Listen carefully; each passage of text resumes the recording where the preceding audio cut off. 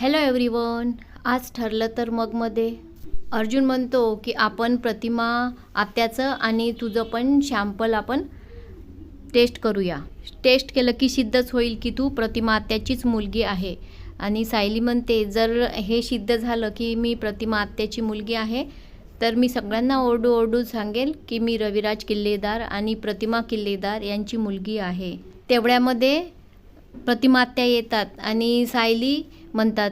हे दोघेही जण त्यांच्याकडे प्रतिमा आत्याकडे बघायला लागतात. यांना वाटतं की प्रतिमा आत्यानी ऐकलं, पण प्रतिमा आत्या काही ऐकत नाही. प्रतिमा आत्या म्हणतात की मी ज्यूस घेऊन आलेली आहे, सायली तू रेस्ट कर. अर्जुन तू आता तिच्याशी बोलू नको, थोडं तिला रेस्ट करू दे. अर्जुन म्हणतो की नाही, मी काही तिला त्रास देत नाही आहे. सायली प्रतिमा आत्याकडे बघतच असते. प्रतिमा आत्या म्हणतात सायली काय झालं, तुला असं का बघत आहे तू? दे ग्लास म्हणते आणि तिला शरबत आपल्या हाताने पाजायला लागते. प्रतिमा आत्या म्हणते की पहिले कोणत्या तरी जन्माचं नक्कीच नातं आहे, तू पहिल्या जन्मी माझी मुलगीच असणार.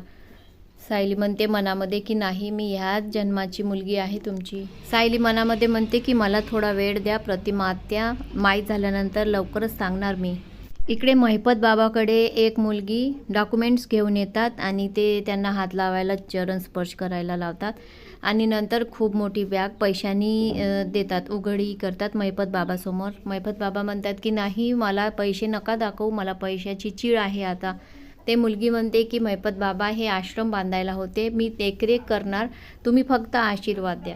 महिपत बाबा म्हणतो की ठीक आहे. सचिन तिथेच उभा असतो. सचिन म्हणतो अरे वा, हा तर चांगला बिझनेस आहे, याला लागत तर काहीच नाही, आता मलाच याच्यामध्ये लक्ष द्यावे लागणार. इकडे अस्मिता जॉबची इंटरव्ह्यू देऊन येते आणि जॉब सिलेक्ट झालेली असते. चैतन्य बाळाला सांभाळत असते, म्हणजे गोलूला सांभाळत असते. अस्मिताला विचारते की तुला जॉब लागली का? चैतन्य म्हणतो तर हा जॉब लागली, पण ते म्हणत आहे की नाईट ड्युटी कर, आणि नाईट ड्युटी करणं मला एवढं सोपी नाही, मी छोट्या गोलूला सोडून नाईट ड्युटी कसं करणार आहे, म्हणजे ही पण माझी जॉब गेली. हे सगळं मला टेन्शन होऊन राहिलं, एक तर मी घरी पण नाही सांगू शकत. हो, काय टेन्शन झालं काय? बरोबर आहे, तुझ्या चेहऱ्याला पण सुरकुत्या पडल्या, तू म्हातारी दिसत आहे, तुला चष्मा पण लागला, असं म्हणत तो खूप हसतो चैतन्य. अस्मिता म्हणते की तू किती हस चैतन्य, पण तुझ्यासारखा मामा माझ्या बाळाला नाही मिळणार. तेवढ्यात कल्पनाचा फोन येते आणि कल्पना म्हणते कुठे आहे अस्मिता, तू एवढ्या उन्हामध्ये कुठे गेली? अस्मिता म्हणते की मम्मा मी AC मध्येच आहे, मी मालमध्ये आली. कल्पना म्हणते एव्हरी टाईम तर तू. अस्मिता म्हणते मम्मा मी घरी आल्यानंतर सांगते तुला. तेवढ्यामध्ये अस्मिताच्या फोनवरती सचिनचा फोन येतो. चैतन्य बघतो, अगं हा तुला कशाला फोन करत आहे, याला ब्लॉक करून टाक. इकडे अर्जुन सायलीचे फोटो बघत असतात. ते तिने पूर्ण आजीकडून अर्जुनला न सांगता मागून घेतलेले असतात आणि एक एक फोटो करून बघत असतात. तर एका फोटोमध्ये तिच्या पायाला डाग दिसतो, जे गार्डनमध्ये लहान असताना तन्वी खेळत असते, तिच्या पायाला डाग असतो, तो डाग दिसतो. अर्जुन म्हणतो की का एवढी निरखून बघत आहे, आधीच बघितलेले स्वतःचे फोटो. तन्वी म्हणते की नाही, या मुलीच्या पायावरती जो डाग दिसत आहे ना, तो माझ्या पायावरती पण आहे. ती आपला पाय अर्जुनला दाखवते, पण तिथे तो डाग राहतच नाही, कारण तर प्रियाने ते गरम तावी ठेवून तिचा पाय जाळलेला असतो आणि तेव्हाच ती खून निघून गेलेली असते. सायली म्हणते की हो, ते इथे माझा पाय जळला होता ना, आता इथे जळल्याचीच खून आहे. अर्जुन म्हणतो हा, याचा अर्थ प्रियाने जाणून बुजून तुझा पाय जाळला, म्हणजे प्रियाला आधीच माहिती होतं की तू तन्वी आहेस. प्रियाला काहीही करून मी तन्वी नाही आणि ती तन्वी आहे हे सिद्ध करायचं होतं ना, त्याच्यासाठी ती काहीही पण करू शकत होती. आपण लवकरात लवकर प्रतिमा आत्याचं शॅम्पल तर आधीच असेल, माझं शॅम्पल देऊन आपण टेस्ट करून घेऊया. अर्जुन प्रतिमा आत्या का म्हणते सायली, ती तुझी आई आहे ना? सायली म्हणते की नाही, जोपर्यंत टेस्ट करून सिद्ध होणार नाही तोपर्यंत आई बाबा हा शब्द मी माझ्या जवळ नाही ठेवणार. ती म्हणते की मला बालपणीचं पण आठवत नाही, काय करू आता?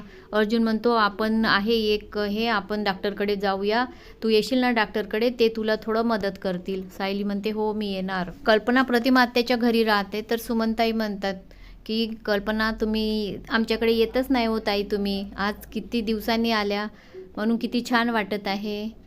अगं त्या घरामध्ये खूप व्याप असतो ना, आणि तशी तुमची भेट होतच असते की आमच्यासोबत. प्रतिमा आत्या म्हणते हो हो होणारच ना, कारण आम्हीच येत राहतो ना तुमच्या घरामध्ये. प्रतिमा आत्या म्हणते की कल्पना आपण सायलीची चोरोटी भरूया का? सुमनताई म्हणतात हो, चोरोटी भरल्यानंतर आपण सगळ्यांना सांगायला मोकळे की सायलीला बाळ होणार आहे. तेवढ्यामध्ये अर्जुन आणि सायली खाली येतात. सायलीला सांगतात की सायली तुझी चोरोटी भरणार आहे त्या घरामध्ये. अर्जुन खुश होतो आणि म्हणतो तिथे जेंट्स येता येणार ना? तर सगळेजण म्हणतात हो जेंट्स येता येतं, कारण आपण घरगुतीच करणार आहोत चोरोटीचा कार्यक्रम. तर अर्जुन म्हणतो की ठीक आहे मी तन्वी असं म्हणायला जातो आणि एकदम सायली त्याच्याकडे बघायला लागते आणि नंतर तो म्हणतो बायको म्हणून म्हणतो, बायकोला एक साडी घेऊन देणार मी एक छानशी. तर सायली म्हणते माझ्याकडे आहेत खूप साड्या, मला आत्ता साडी नाही पाहिजे. सुमनताई म्हणतात जेव्हा कौतुक करायचं असेल ना बायकोचं तेव्हा तू तयारच असतो अर्जुन.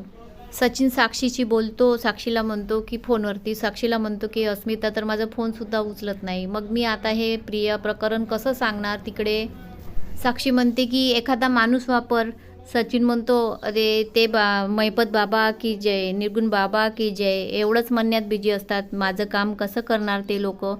साक्षी म्हणतात हे प्रकरण बाबा प्रकरण तर खूपच वाढून गेलेलं आहे आता, आहे ते पण पैसे मैपत बाबा सगळीकडे वाटून देणार, तू आपल्या ताब्यात घेऊन घे म्हणतात.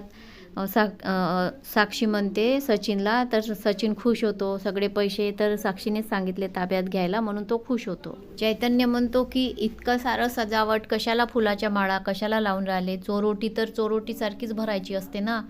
अस्मिता म्हणते हो हो घरचेच लोक आहे, पण मग मी साडी लावून कशी मिरवणार.